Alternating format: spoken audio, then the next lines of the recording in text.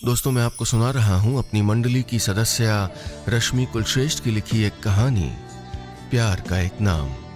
इस कहानी में अब तक आपने सुना, देव अपनी शादी की 5वीं सालगिरह पर गंगा घाट पर बैठा अपने प्यार को याद कर रहा है। देव उस लड़की से प्यार करता था और घर वाले जाति भेद की वजह से स्वीकार नहीं कर पा रहे थे। अब आगे। अंधेरिया रातें सिर्फ 15 रोज की होती हैं, लेकिन मेरे लिए 40 रोज की थीं। मुझ पर कस्मों का बोझ था और उस पर बंदिशें।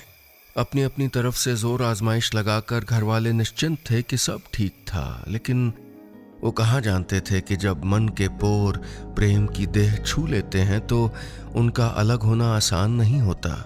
हम कभी एक हो पाएंगे देव? 40 दिन बाद एक रात बड़ी मुश्किल से हम जब मिले तो उसने पूछा था। मैं उलझ गया कि जवाब में क्या कहूं, हाँ या ना। मैं चुप रहा। ये चुप्पियां अक्सर ना जैसी ही लगती हैं। उसे भी लगी थी।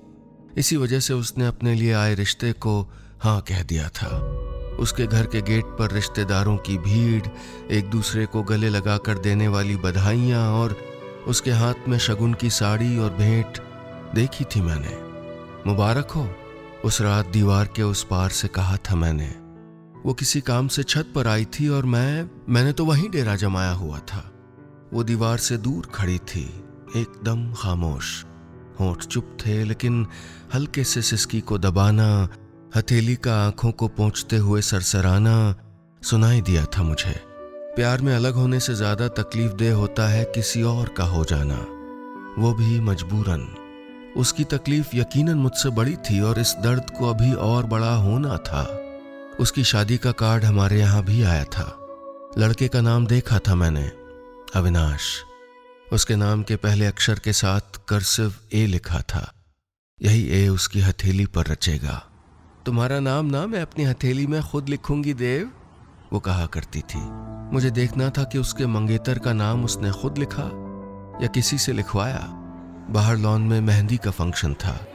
लड़कियों से घिरी बैठी वो मेहंदी लगवा रही थी। मैं उसके गेट से दूर खड़ा था, ओट में। फिर न जाने क्या दिल किया, मैं धीरे धीरे उसके गेट की तरफ बढ़ने लगा। वहीं खंबे से टिक कर खड़ा हो गया। वो मुझे देख रही थी, एक टक, और मुझे कुछ साफ नहीं दिखा। कुछ धुंधला नजर आने लगा। रोशनी की लड़ियां एक चमकीला धब्बा बनकर आंखों में गड़ने लगीं। तभी छपाक से आवाज आई। मैं वापस वर्तमान में था, घाट पर। गंगा में सिक्के ढूंढने के लिए बच्चों ने छलांग लगाई थी। कुछ देर बाद कुछ सिक्के लेकर वो ऊपर आ गए। मेरा मन भी यादों से आधा डूबकर वापस आ गया था। शाम के 4 बज रहे थे। मैंने माया को कॉल लगाई। कुछ और लेना है क्या?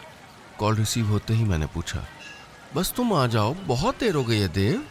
उसकी आवाज़ में एक इल्तिजा थी। ठीक है, कहकर मैंने फ़ोन रखकर एक गहरी सांस भरी। लहरें, पानी, मिट्टी की सौंधी खुशबू सांसों में एक साथ सरकने लगे।